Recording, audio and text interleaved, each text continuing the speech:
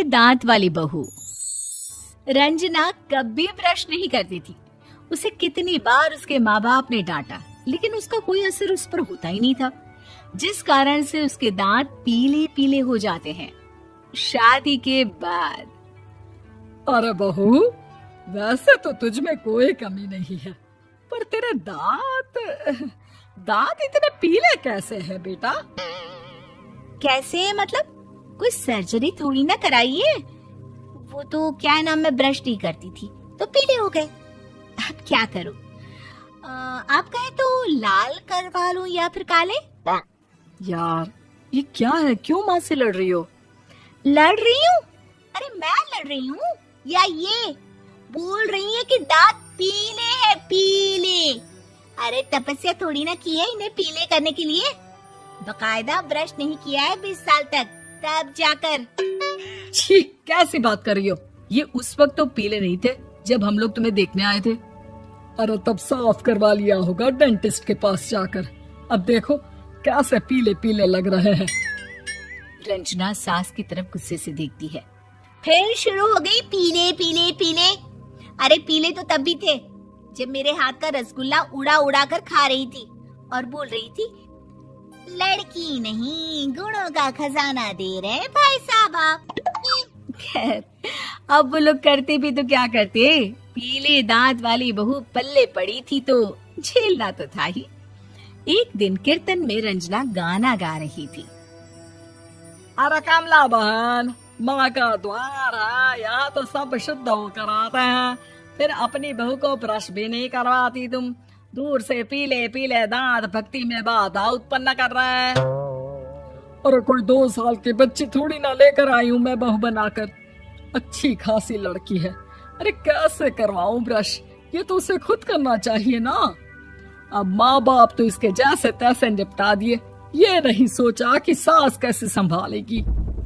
सास बहू को लेकर घर आ जाती है, लेकिन सोच लेती है कि अब इसे लेकर कहीं नहीं जाएगी। अगले रोज बहू कहती है, अरे क्या हो गया, मंदिर नहीं जाना क्या? कीर्तन का वक्त हो रहा है। मेरी मधुर वाणी से कान्हा जी जागते हैं और सोते हैं। आप तो जानती है ना उनकी भक्ति में कितना मन लगता है मेरा। वो क्या है ना, तबीयत ठीक नहीं लग रही है मेरी, आराम करूंगी मैं। तबीयत ठीक नहीं लग रही?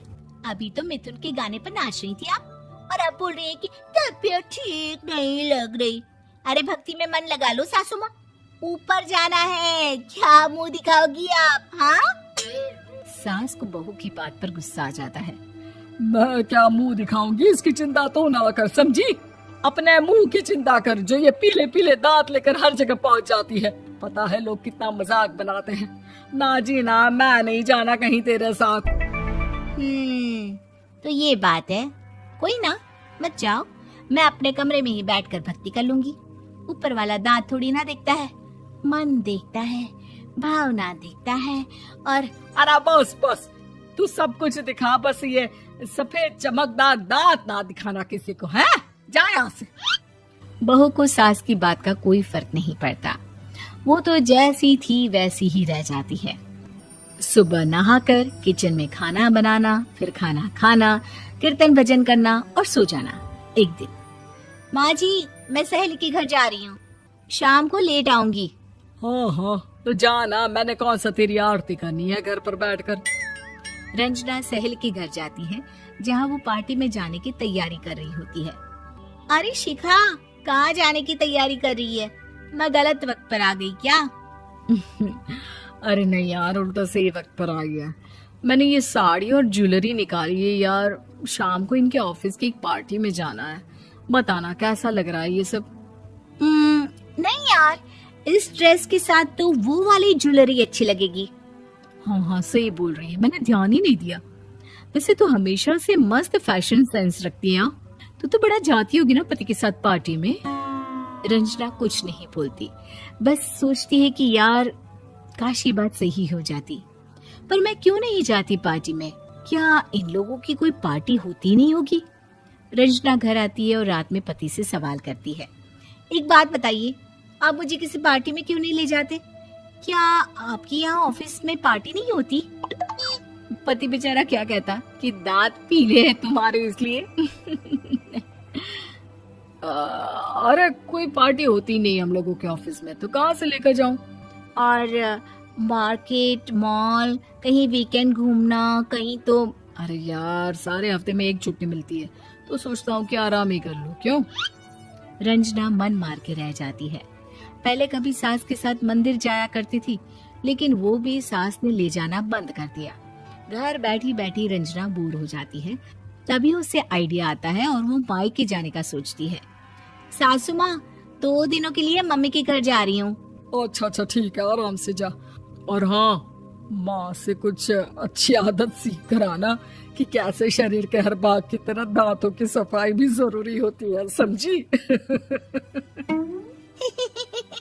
शुरू हो गई ना आप।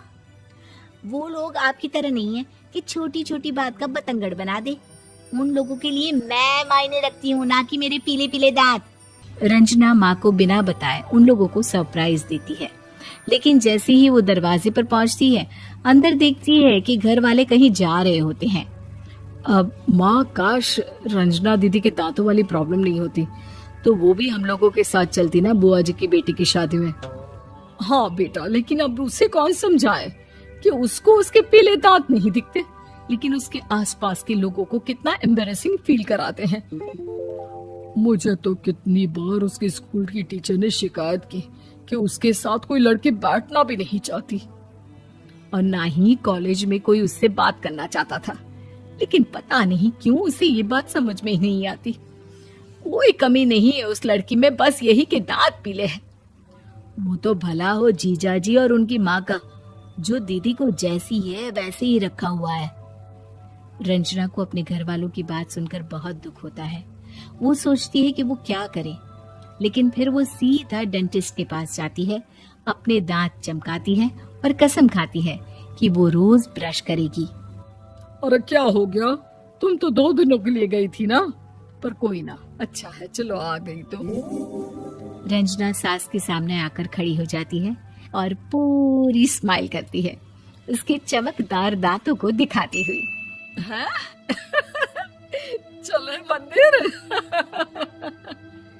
माँ, मुझे माफ कर दीजिए, मैंने आप लोगों को बहुत एम्बैरेसिंग फील करवाया। मैं आज से रोज ब्रश करूंगी।